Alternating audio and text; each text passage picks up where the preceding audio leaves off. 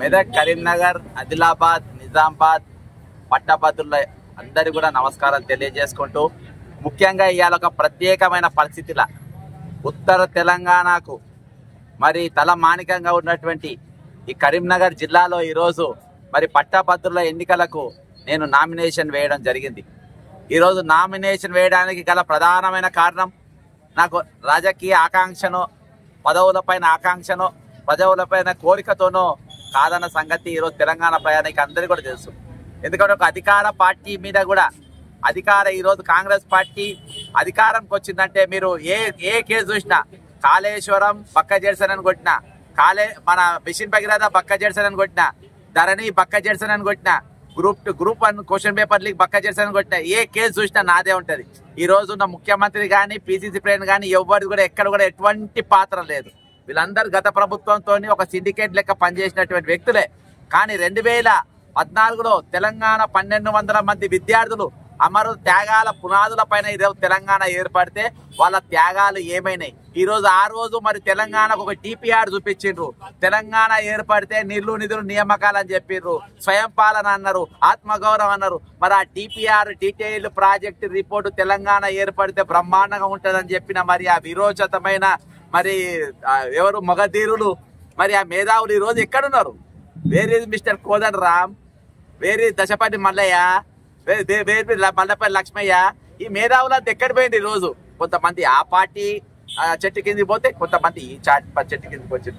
మరి మీరు ఒక పార్టీ నీడ కింద మీరు స్వార్థం కోసం పనిచేసేటోళ్ళు అయితే మరి ఈ పిల్లలను మీరు రెచ్చగొట్టి ఎందుకు చంపారు? గ్రూప్ 1 ఎగ్జామ్ అయితే నా రాష్ట్రం వచ్చినాక నేను నా రాష్ట్రం వచ్చి నేను పరీక్ష రాసుకుంటాను క్వశ్చన్ పేపర్ లీక్ చిప్పి బయటకు వచ్చిన విద్యార్థులు ఈరోజు తెలంగాణ ఏర్పడ్డాక జరిగిన 2016 group 1 exam paper leak, 2022 paper leak, ఈ రోజు 3 రోజులైతే పరీక్ష ఉంటుంది గ్రూప్ 1 ఎగ్జామ్. ఇన్ని రోజులు చదువుకున్న మీ పుస్తకాలు పనికిరావు, తెలుగు అకాడమీ పుస్తకాలు పనికిరావు అని చెప్పేసి టీజీపీఎస్సీ చైర్మన్ స్టేట్మెంట్ ఇస్తాడు. వారం రోజులలో ఏం చదువుతాడు? ఎక్కడికి వెళ్ళి తెచ్చుకొని చదువుతాడు? ఇది ఆలోచించాల్సిన అవసరం ఉంది. ఈరోజు నిరుద్యోగులు అనాథ లెక్క రోడ్ల పైన ఉద్యమాలు చేస్తే ఏ ఒక్క ప్రశ్నించే గొంతులు, ఎవరైతే డీటెయిల్డ్ ప్రాజెక్ట్ రిపోర్ట్ తెలంగాణ ప్రజల ముందు ఉంచిర్రో ఆ మేధావి ఒక్కడు కూడా కనవాలే. మీకు అంత స్వార్థం ఉంటే ఆ రోజే మరి ఉమ్మడి ఆంధ్రప్రదేశ్ ఉన్నప్పుడే వాళ్ళతోనే కుమ్మక్కై పైసల కోసం ఉండేది. ఈరోజు పదవుల కోసం మన దగ్గర పోయి వాళ్ళ సంకనాక్త మీ పదవులు ఇచ్చేటోళ్ళు. కానీ ఈరోజు మీ పదవుల కోసం, మీ పబ్బం కోసం, మీ స్వార్థం కోసం 12 మంది విద్యార్థులు చంపినారు. ఇయాటికి నిరుద్యోగులు రోడ్లపైనే ఉన్నారు. ఆంధ్రోడు ఆ రోజు ఆంధ్ర పాలకుడు గ్రూప్ 1 ఎప్పుడే జాబ్ క్యాలెండర్ ప్రకటించేది. నీ జాబ్ క్యాలెండర్ ఏమైంది? ప్రియాంక గాంధీ గారిని తీసుకొని వచ్చిండ్రు. హైదరాబాద్ యూత్ డిక్లరేషన్ అన్నారు. ప్రతి విద్యార్థికి 4000 రూపాయల పెన్షన్ అన్నారు. ₹1 కూడా ఇవ్వలే. అంటే ప్రియాంక గాంధీ కూడా మాట లేదు. జాబ్ క్యాలెండర్ అన్నారు 2 లక్షల పోస్ట్ సంవత్సరం లోపు తిప్పుతామని చెప్పారు. 14 నెలలైన ఒక్క నౌకరు కూడా ఈ రోజు జాబ్ క్యాలెండర్ డిక్లేర్ చేసిన పరిస్థితి లేదు.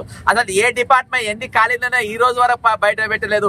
ఫిబ్రవరి 17వ తారీఖు చీఫ్ సెక్రటరీ ఒక స్టేట్మెంట్ ఇచ్చింది. తెలంగాణలో రిటైర్డ్ అయిన వ్యక్తులు ఎంతమంది ఉన్నారు అంటే 1027 మంది ఉన్నారు అని అన్నారు. మరి ఇయాటి వాళ్ళకి ఎందుకు తీయలేదు? ఇయాటి వాళ్ళకి ఎందుకు కొనసాగిస్తున్నారు? రిటైర్మెంట్ వయసు మళ్ళీ 60 ఏళ్ళకి ఈరోజు 65 ఏళ్ళకి పెంచారు. మరి నిరుద్యోగులు ఒక దిక్కు పెరుగుతా ఉంటే ఈరోజు మీరు రిటైర్మెంట్ వయసు మళ్ళీ ఎందుకు పెంచాల్సి వచ్చింది? రిటైర్మెంట్ పైసలు ఇవ్వాల్సి వస్తుంది, నిరుద్యోగులకు నౌకర్లు ఇవ్వాల్సి వస్తుంది. రిటైర్మెంట్ అయిన వాళ్ళ నౌకరు చేయించుకుంటే వాళ్ళతోనే అవినీతి చేసుకోవచ్చు. రేపు సిబిఐ సిఐడిని పట్టుకుంటే కేసులు ఉంటాయి. కాబట్టి ఈరోజు రిటైర్మెంట్ పెట్టుకోవడానికి గల కారణం ఈ రోజు మళ్ళీ ఆత్మగౌరవం అన్నారు, నిధులు నియామకాలు అన్నారు. 7 లక్షల కోట్ల అప్పు ఆంధ్రోడు పోత మనకు 16 కోట్ల మిగులు బడ్జెట్ ఏర్పడితే ఈ రోజు 7 లక్షల కోట్ల అప్పు అయింది. అప్పు దేనికైంది? దేనికోసం అయింది? ఆ అప్పుతో ఏం చేసిండ్రు? మన బతుకులు బాగుపడ్డాయా? నౌకర్లు వచ్చినాయా? పెద్ద కంపెనీలు కట్టినాయా? ఈ రోజు ఏం జరిగింది? ఏం జరగదు. మన పైసలు ఎక్కడికి పోయినాయి? మెగా కృష్ణారెడ్డి అనే ఆంధ్ర బడా కాంట్రాక్టర్ జేబులలో పోయింది. ఈ రోజు అంబానీ, అదాని కూడా ఈ రోజు హెలికాప్టర్ వేసుకొని దిగే పరిస్థితి ఉంది. ఈ రోజు మనం చెప్పుకోలేని పరిస్థితి, రాష్ట్రంలో ఏ ప్రభుత్వం నడుస్తుందో చెప్పుకోలేని పరిస్థితి ఈ రోజు తెలంగాణ ఏర్పడ్డది.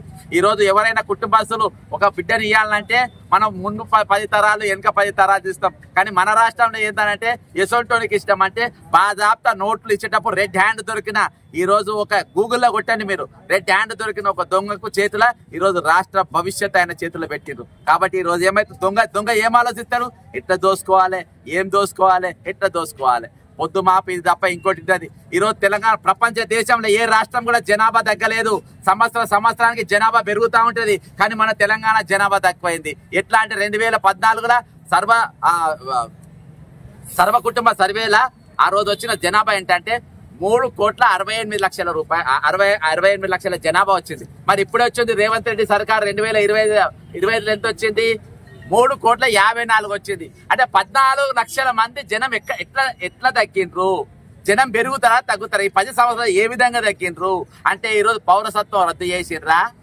ఈరోజు ఎవరిని గుర్తించలేదు. దీని మీద అసెంబ్లీలో చర్చ ఎందుకు జరగలేదు? దీని మీద అసలు అందులో జరిగినటువంటి అంకెలను మీరు ఎందుకు ప్రతిపక్షాలు ఎందుకు పట్టుకోలేదు? కాబట్టి అనేకమైన అంశాలు ఈరోజు శాసనసభలో కానీ శాసన మండలిలో కానీ మాట్లాడవలసిన అవసరం ఉన్నది. అందుకనే నేను ఈరోజు ప్రత్యేకమైన నా సాహసపైన నిర్ణయంతో ఈరోజు నేను దివారాత్రులు నేను గత ప్రభుత్వాల పైన ప్రాణాలు తెగించి, చాలా మంది అనుకుంటారు మీరు ఇంకా బతుకుండా అని. ప్రజల ఆశీర్వాదము దేవుని దయతో బతుకున్నా, కానీ ఈరోజు నా ప్రాణాలు తెగించి నేను కొట్లాడినా. కానీ మీరు ప్రాణాలు తెగించే అవసరం లేదు. నిస్వార్థంగా ఓటుకు నోటు తీసుకోకుండా ధైర్యంతో ఒకసారి ఆలోచన చేసి నిలబడ్డ అభ్యర్థులు ఎవరు, వీళ్ళు మంచోళ్ళా చెడ్డోళ్ళా అని ఈ రోజు గురుకుల చాలా మంది సామాజిక న్యాయం గురించి మాట్లాడతారు, బీసీల గురించి మాట్లాడతారు, ఎస్సీల గురించి మాట్లాడతారు. కానీ ఎస్సీ గురుకులాల 49 మంది చచ్చిపోతే ఒక్కదన్నా పరామర్శించిందా? ఈరోజు చైతన్య కాలేజీలలో ఎంతమంది చచ్చిపోయినారు? నారాయణ కాలేజీలో ఎంతమంది చచ్చిపోయినారు? మరి ఇప్పుడు కాంగ్రెస్ అభ్యర్థి నారాయణ ఎవరో నిలబడ్డారు, నరేంద్ర రెడ్డి ఎవరో నిలబడ్డారు. మరి ఆయన ఆల్ఫాన్సల్ అని నట్టుకెళ్ళి ఒక 24 అమ్మాయి కనబడతలేదని చెప్పి ఇందాక నామినేషన్ పోతే చెప్తా ఉన్నారు. ఇప్పటిదాకా ఎఫ్ఐఆర్ ఎందుకు జరగలేదు? ఎందుకు మాట్లాడతారు? నారాయణ రెడ్డి గురించి మాట్లాడే దమ్ము నాకున్నది. ఈ వీడియో మీకు నచ్చినట్లయితే లైక్ బటన్ క్లిక్ చేయండి. మరిన్ని వీడియోలను పొందడానికి దయచేసి సబ్స్క్రైబ్ చేయండి.